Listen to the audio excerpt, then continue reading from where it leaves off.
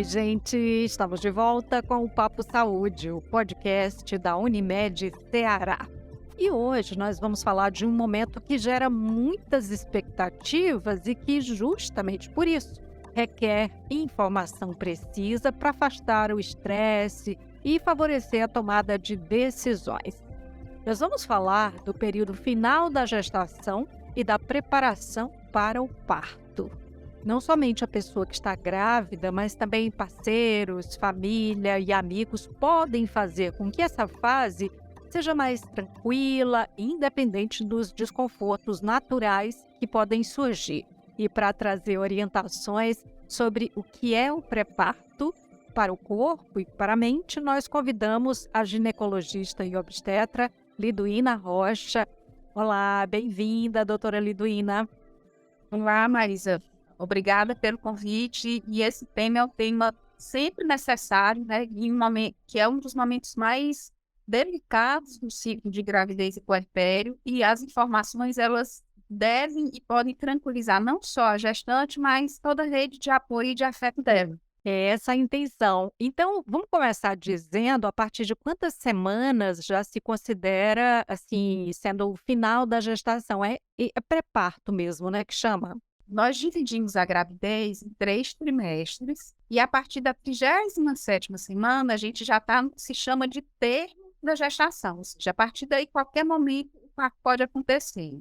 O período mais provável para que um parto aconteça é entre a 30ª e a 41ª semana. Lembrar para todo mundo, né, especialmente quem não está acostumado no dia a dia da assistência, né, pré-natal e parto, a data provável do parto é exatamente quando a mulher completa 40 semanas, quando a gravidez completa 40 semanas. Então, uma semana antes e uma semana depois é o período mais provável que o parto aconteça.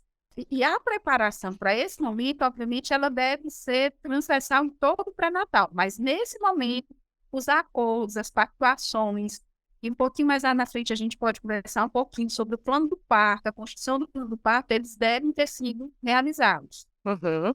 Mas além desse tempo que é cronológico mesmo, né, e é curioso que é contado em semanas, né, porque a gente vai: eu estou no terceiro mês da gestação", mas na verdade não, são 12 semanas, então tem todo, né, uma especificidade. Então, além desse tempo cronológico, existem outros fatores que indicam que se está, aproximando aí desse final de gestação? Normalmente, a observação é mais o período cronológico e existe o que nós chamamos de pródromos de trabalho de parto, que é quando o corpo vai dando alguns sinais de que o parto está se aproximando. O que é que caracteriza os pródromos de trabalho de parto? São contrações que acontecem com uma frequência que não existiam antes, algumas delas já dolorosas, mas ainda de maneira irregular. Isso sinaliza para a gente, além da cronologia, que um parto está próximo a acontecer. Uhum. E tem também mudanças, além das mudanças no corpo da gestante, né, aquela coisa de que a criança desce, que encaixa, né, pelo menos é assim que a gente fala no popular, né, tem também as mudanças no bebê, né, que são observadas. O que você está falando é no popular mesmo, porque encaixar mesmo, a maioria dos bebês, eles só vão se encaixar durante o trabalho de parto. E a gente só consegue perceber isso com toque. As crianças, elas entram na estrutura óssea da pelve, que a gente chama insinuar, tá? E isso é um sinal, é um processo de que a construção para o parto está acontecendo. A gente não pode esquecer que nós somos mamíferas. E existe uma mudança de humor das mamíferas, e nós não podemos esquecer que nós temos isso, apesar de toda a construção cultural nos afastar um pouco disso, que também sinalizam que o parto está próximo. As mulheres, elas costumam tender a querer ficar mais isoladas, mais silenciosas, mais reclusas, elas vão se alinhando e guardando energia para esse momento do parto. Então, esse é um outro sinal, mudança de humor, um pouco mais de sonolência, algumas mulheres ficam um pouquinho mais nauseadas, sinalizam para a gente que o parto está se aproximando. E junto com essas mudanças aí que são, seculares, né, da espécie mesmo, né, o que se precisa, mudar em relação à rotina, né, porque eu lembro que o desconforto ele aumenta, né, você não tem posição para dormir, às vezes você muda até ao invés de dormir na cama, você dorme na rede, a roupa parece que nenhuma lhe cabe mais, você tem vontade de tirar tudo. Então o que é assim, aconselhado, bem entre aspas, né, em relação a essas mudanças, inclusive na alimentação e tal? As mudanças, elas devem ser conduzidas de maneira singular, porque para cada mulher as mudanças elas vão acontecer de uma forma diferente, mas o que é muito importante, mas é que a gente busque o conforto. Aham. Busque o conforto, busque a tranquilidade, para que não haja exaustão emocional. Então, algumas mulheres têm o hábito de usar rede, e a rede é ótima para esse momento, né? Ela coloca uma postura de um descanso muito maior. Mas para as mulheres que não têm o hábito de usar a rede, tentar descobrir a rede nesse momento vai ser uma tensão a mais, né? Em relação à alimentação, nesse momento é ideal evitar alimentos ultraprocessados na viagem, não só nesse momento, na vida nós deveríamos evitar alimentos ultraprocessados, alimentos muito ricos em açúcar, mas também é importante que a comida seja um conforto, né? Um conforto responsável. Então, é importante se alimentar com regularidade, não dar intervalos muito longos, intervalos maiores que 3 horas, e o tempo inteiro é se perguntar se o que você está se alimentando, como você está descansando, está lhe deixando mais confortável ou desconfortável. A maioria das mulheres, a grande questão nesse momento é a ansiedade. E aí, o papel do pré-natal é primordial, de preferência o pré-natal em que a família também seja acolhida, porque a ansiedade não é só da mulher, a ansiedade é da família também. Então, vai se aproximando do parto, as pessoas ficam... Tem uma coisa muito interessante na obstetrícia. Durante a gravidez, toda mulher tem medo e acha que vai ter parto prematuro, 37 semanas. Passou a 37ª semana, toda mulher acha que nunca mais vai parir. Não, ainda tem aquela coisa super desagradável das pessoas que chegam fazendo uma espécie de cobrança, né. "Ué, não vai nascer mais não? Valha". Uma coisa que eu fico feliz é que a cultura do bolão da data do nascimento não tem mais acontecido, porque eu ficava muito atenta a isso, não tinha nem o bolão em que as pessoas apostassem depois da data provável do parto, quando uma mulher deseja parto normal. E a maioria dos partos normais vão acontecer na semana depois da data provável. Então, isso gera uma ansiedade, uma sensação de que tem algo errado acontecendo, de que eu estou fazendo uma escolha que vai prejudicar meu filho, que a gente precisa desconstruir. E trazer a família para esse diálogo no pré-natal é muito importante. É muito importante que a família, além da mulher, se sintam seguras com os profissionais, com a equipe que está dando assistência. Uhum. A senhora falou aí de algumas possibilidades, né, para relaxar e tal. A gestante pode se exercitar nessa fase? Pode se exercitar até o finalzinho da gravidez, desde que ela se sinta confortável para isso. Então, qual é o limitador? É o conforto dela, é o bem-estar dela. Se está fazendo bem, do ponto de vista da assistência pré-natal e dos resultados, bebês com peso mais adequado, maior chance de parto normal, bebês que nascem com APGA, que é a avaliação do bem-estar deles, melhor. Quanto mais atividade física feita e feita de maneira correta, melhor esses resultados. A senhora falou do plano de parto, né? Eu não sei se quer falar algo antes, mas eu já estou nessa ansiedade de falar justamente sobre essa preparação, que, como a senhora disse, precisa começar lá no início. E isso às vezes é também um fator de ansiedade, né? De gerar ansiedade. Será que eu vou conseguir mesmo do jeito que eu estou planejando? Mas assim, qual é o momento mesmo para começar a entender o parto e se preparar para ele? Eu sempre acho que o momento para a gente começar a dialogar sobre o parto é no início da gravidez ou no momento que a mulher desejar esse diálogo, tá? Às vezes a gente conversa um pouquinho no início da gravidez, espera um pouco mais para que esse diálogo se venha mais para o concreto. E o plano de parto, as pessoas pensam muito como um instrumento formal, um instrumento de judicialização. Na verdade, eu digo que o plano de parto é uma pactuação sobre a ambiência. Então, ele não se dá, inclusive, numa única consulta, não. A gente lê o esboço que o casal fez, aí deixa eles pensarem um pouquinho mais, até o momento que eles dizem, agora é esse o plano de parto, é assim que a gente quer.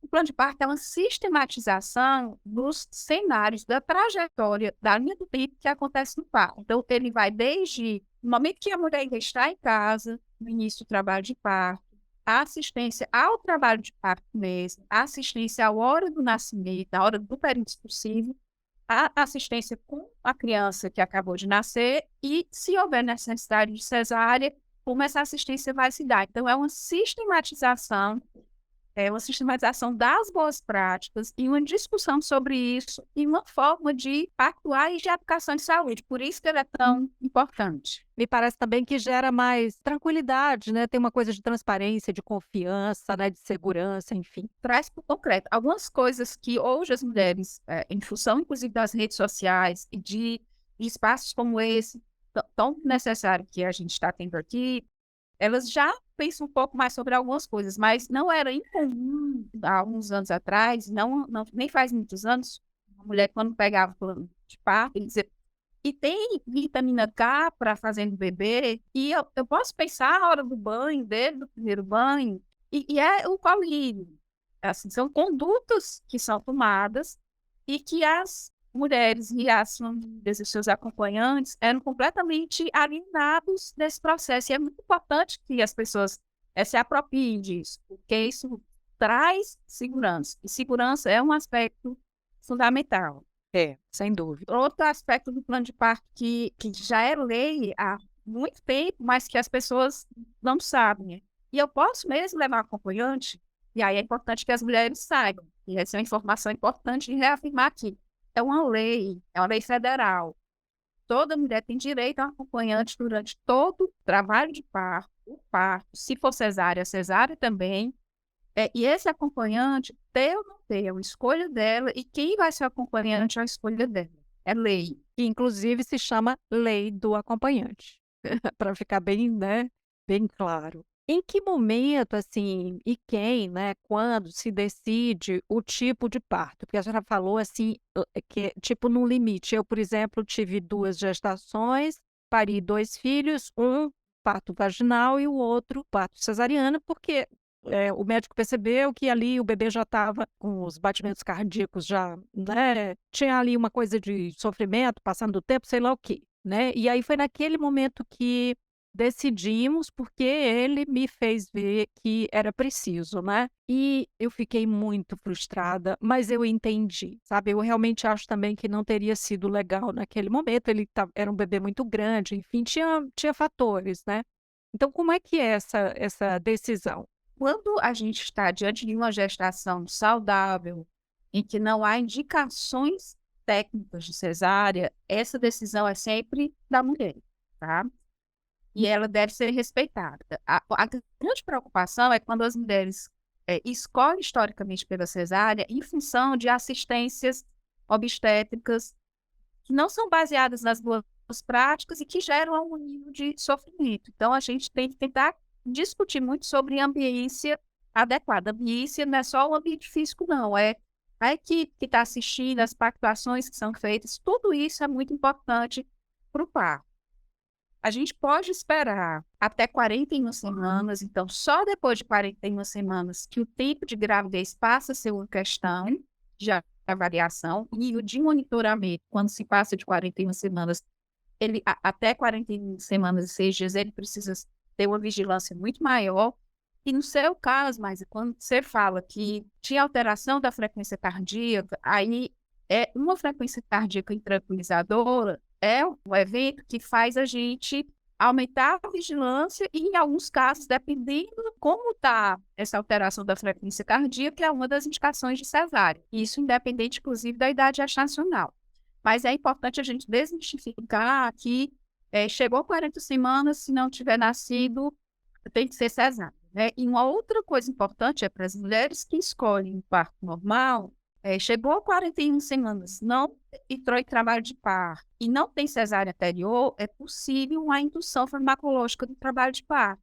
E isso também tem que ser discutido no plano de parto, ela tem que se apropriar disso para que isso não seja uma decisão de sopetão. Então, os cenários possíveis durante um trabalho de parto, eles devem ser dialogados no pré-natal, porque se eles acontecerem, as pessoas que estão ali envolvidas, a mulher, o seu acompanhante ou a sua acompanhante, elas já foram apresentadas a essa possibilidade, já têm juízo de valor, já tem algo pensado sobre isso. E uma coisa que é importante, mas é que isso deve ser feito, e é direito das mulheres que são acompanhadas na saúde suplementar, nós estamos falando aqui em parte para mulheres que estão nessa condição, mas isso também deve ser um direito respeitado das mulheres que são acompanhadas no SUS. Tá certo, é importante.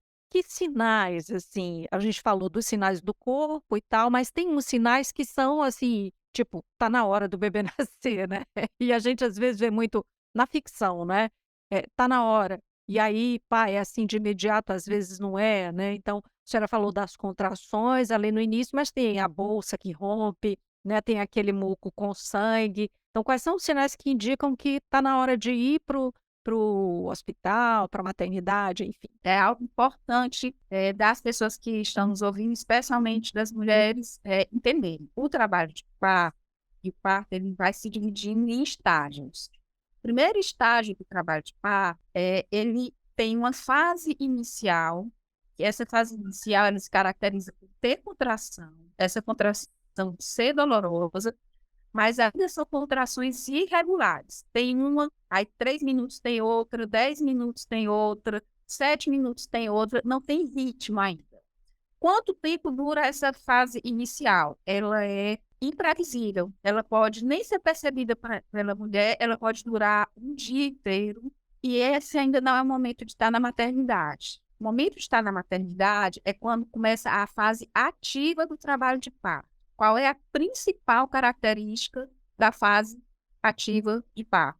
É ritmo, é ter contração ritmada. Então, quando a mulher tem uma contração a cada 5 minutos, independente se essa contração, a dor, é uma cólica, é dor nas costas, é pressão na região pubiana, mas está ritmada, é uma onda, vem onda ritmada, esse momento é o momento que, muito provavelmente, ela começou fase ativa e é o momento de ir para a maternidade. Às vezes a bolsa rompe antes, né? A bolsa romper antes é uma condição que a gente chama de RAM, que é exatamente isso, a bolsa rompeu e não existe ainda trabalho de parto. E quanto tempo é seguro uma mulher esperar depois que a bolsa romper? Para as mulheres que fizeram um exame chamado de cultura de Streptococcus, esse exame vai determinar o tempo seguro, tá? Então, assim, rompeu a bolsa, essa cultura de Streptococcus é negativa, a mulher pode esperar em torno de 18 a 24 horas, na maioria das vezes ela vai entrar em trabalho de parto nesse período. A bolsa rompeu, a cultura de Streptococcus é positiva, em até 6 horas, essa paciente, essa mulher, precisa estar no ambiente hospitalar porque a gente precisa começar antibiótico para prevenir infecção fetal. Significa que vai ter que ser cesárea? Não. Se o desejo da mulher é parto normal, a gente começa o antibiótico e aí a gente pode esperar pelo trabalho de parto. Você sabe que você falou desse exame aí, eu não lembro de ter feito. Na verdade, eu não fiz. A maioria de nós, quem não pare nos últimos 6, 7 anos, a probabilidade de ter feito é muito pequena. Aqui no Ceará, essa cultura de realizar a cultura, que as pessoas chamam também de o teste do cotonete, ela se consolidou nos últimos anos. E ela previne o quê, esse exame? Ela previne um quadro que não é comum, mas que quando existe é extremamente grave, que é uma mulher tem essa bactéria que não causa mal para ela, para a gestante, tem essa bactéria presente na vagina ou na região perianal. Rompeu a bolsa, ou seja, tem uma solução de continuidade na membrana. Então, essa bactéria ela pode ascender, subir e ficar no líquido amniótico. E essa bactéria ela está associada a um quadro que não é comum, mas que é muito grave quando acontece, que é o quadro de sepsis neonatal, de infecção generalizada neonatal por ela, tá? Então, por isso que a gente deve fazer o exame, e quando a gente não consegue fazer o exame, a gente pressupõe como se fosse o exame positivo, então espera no máximo 6 horas e começa o antibiótico. Perfeito. Eu fico muito contente, né, de ver essas modificações, justamente, né, prezando aí pela saúde da mãe, do bebê, né, as possibilidades de prever riscos, né? Isso é bem importante. Queria falar um pouquinho sobre, você falou da indução, né? Tem aquele corte, né, episiotomia. Como está isso hoje? O que pode, o que não deve ser feito? Como é que deve se chegar a esses acordos, essa pactuação de que você fala? A OMS, há poucos anos atrás, juntou um grupo mundial de consultores e eles lançaram uma guia para o mundo das boas práticas de assistência ao parto, ou seja, as práticas baseadas nas melhores evidências. Então, algumas, eu não sei como é que foi o seu parto, mas a maioria dos partos que aconteceram no século passado e na primeira década desse século, aconteciam com as mulheres permanecendo em jejum durante o trabalho de parto, com um acesso venoso em todas as mulheres, ou seja, todas as mulheres chegavam na maternidade, já tinha a veia funcionada, se fazia ocitocina com muita frequência, porque se achava que isso ia acelerar o trabalho de parto, e se fazia sistematicamente a episiotomia, que é esse cortezinho, esse pique na hora do nascimento. A ciência já estudou, já produziu evidências robustas de que nada disso vai melhorar a experiência do parto, nem vai garantir bebês mais saudáveis e nem vai garantir mulheres melhor assistidas. Então, a episiotomia hoje, realmente eu não lembro quando foi a última episiotomia que eu realizei, ela não é necessária na imensa, quase que na absoluta maioria dos casos. A posição que a mulher vai parir, ela é mais determinante da chance de laceração do que qualquer outra coisa. Então, qual é a posição de uma mulher parir? É a posição que ela assumir como a melhor para ela, tá?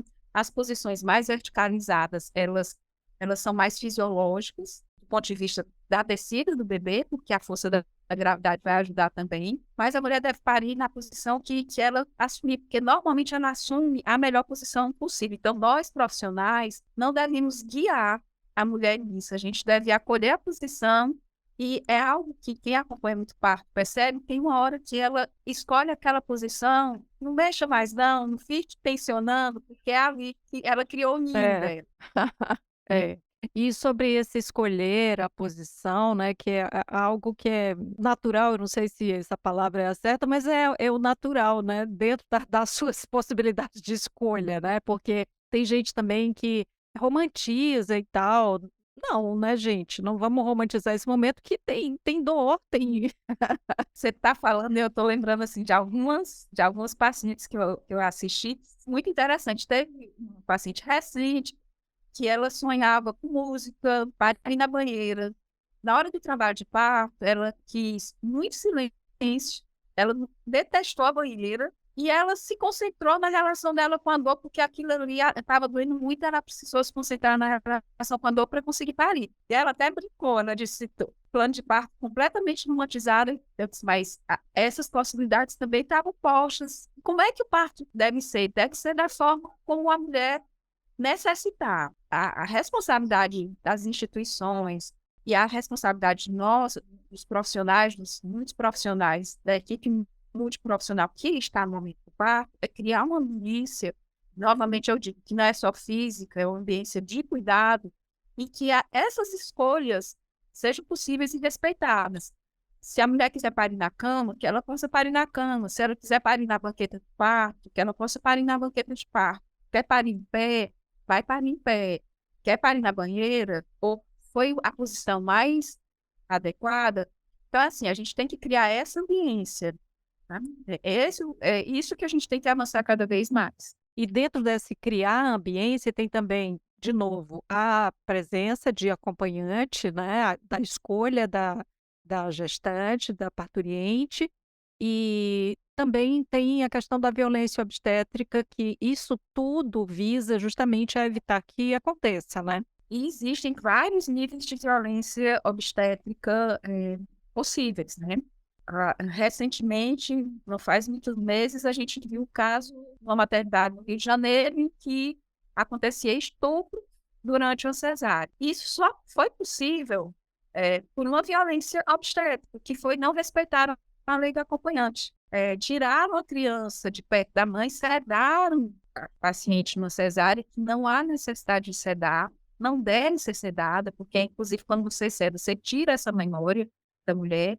Numa cesárea, a criança não precisa ficar longe da mãe depois que ela nasce. O ideal é que seja respeitado da mesma forma que no parto normal, contato pele-a-pele, a primeira hora, que a gente chama de hora de ouro. Então, é isso, assim, uma ambiência adequada, ela evita violência obstétrica, né? Sim. Queria, a gente já está caminhando assim para a conclusão do nosso papo, muito embora a gente pudesse, eu acho que falar horas, né, definitivamente, Mas queria voltar para o papel da família e da rede de apoio durante esse período de preparação para o parto, e aí durante e até nesses primeiros momentos aí do pós-parto. Primeiro o pré-natal é da mulher, mas o pré-natal deve ser um ambiente que convide a família a estar presente. Eu costumo dizer para as famílias, para as mulheres que acompanham, para as famílias, quem é que pode vir para a consulta de pré-natal? Quem vocês entenderem que é importante vir. E, normalmente, tem algumas mulheres que têm filhos pequenos. Aí vai me incomodar de jeito nenhum. É importante que essa criança se sinta participante, porque a vida dela também está sendo transformada. Que venha, que ajude a medir a barriga. Então, assim, incluir no longo do pré-natal é um aspecto muito importante e informar. Quanto mais informada essa família tiver, melhor. E como é que a família pode apoiar? Se informando e tranquilizando. Isso vale para o final da gravidez e isso vale para o parto também. Vou dar um exemplo de hoje à tarde. Eu estava lendo um plano de parto com uma família e vamos pactuar uma coisa. Na hora que tiver uma contração, o que ela localizar é a relação dela com a dor naquele momento. É só a localização. Um trabalho de parto tem mais tempo sem dor. São 3, 4, mesmo no possível, 3, 4 minutos sem dor e 1 minuto com dor. O diálogo, a pactuação, a decisão de conduta deve ser nesse período sem dor. Porque se a gente for levar para uma cesárea, toda mulher que na hora de uma contração pede uma cesárea, a gente vai aumentar muito o número de cesáreas. Se a gente for fazer analgesia para toda mulher que pedir analgesia durante uma contração, também a gente vai aumentar o número de analgesia. Eu não estou dizendo com isso que não deve ser respeitada essa vontade, mas tem um momento certo da gente fazer esse diálogo, que é o momento que ela está sem dor. E o acompanhante, ele precisa ouvir isso também, porque o lugar é estressante para ele também. Então, na hora que ela pede a cesárea a primeira vez, se ele não sabe que isso é uma possibilidade muito frequente, ele vai se angustiar e vai querer a cesárea também. E aí isso vai gerando mais ansiedade, mais tensão. Então, o que a gente pode antecipar de ansiedade e tensão, esclarecer, para que quando acontece no concreto, eles já saibam, é muito importante. Muito bom.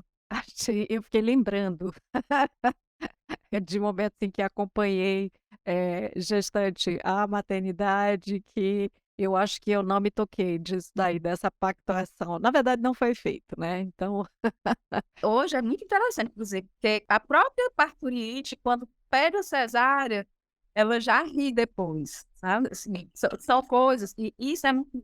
A gente falou um pouco de violência obstétrica, mas assim, eu tenho em torno de 30 anos de formada. Há 10 anos atrás, 15 anos atrás, eu acompanhava parto de uma maneira completamente diferente do que eu acompanho hoje, e certamente daqui a 5, 10 anos ainda será diferente do que é hoje, porque a gente é uma construção, é uma construção cultural, inclusive, também, sabe? Essa história de fazer as pactuações e não fazer intervenções desnecessárias permite a gente descobrir a potência da fisiologia. Há 10 anos atrás, eu achava impossível ver uma mulher parindo sorrindo. Hoje eu vejo isso com muita frequência. Tem dor, tem muita dor, tem uma relação com a dor que é singular de cada pessoa. O que é que não pode ter é sofrimento. E aí, essa é uma questão que a gente tem que entender. Dor e sofrimento não são a mesma coisa. Se tem sofrimento, a gente tem que pensar no que é que vai fazer com esse sofrimento. Então, eu acho que é sobre isso que nós profissionais precisamos refletir, é sobre isso que as mulheres e suas famílias devem pensar e devem procurar. doutora Liduína Rocha, muito obrigada por esse papo. Eu que agradeço. E assim, nós chegamos ao final do episódio de hoje do Papo Saúde. Eu espero sinceramente que você tenha curtido tanto quanto eu curti. Eu lembro que esse episódio foi gravado de forma remota e quero dizer que para você que quer ouvir mais sobre o tema gestação e pós-parto, eu sugiro o episódio 66 do Papo Saúde. É um papo muito legal com a Mila Costa, influenciadora digital e mãe da Manuela. Não esquece de seguir a gente na sua plataforma de streaming favorita. Se você está no Spotify, aproveita para dar 5 estrelinhas para a gente. Classifica o Papo Saúde. Você pode ainda se inscrever no nosso canal do YouTube Assim você passa a receber a notificação sempre que tiver episódio novo por aqui. Cuidar de você, esse é o plano.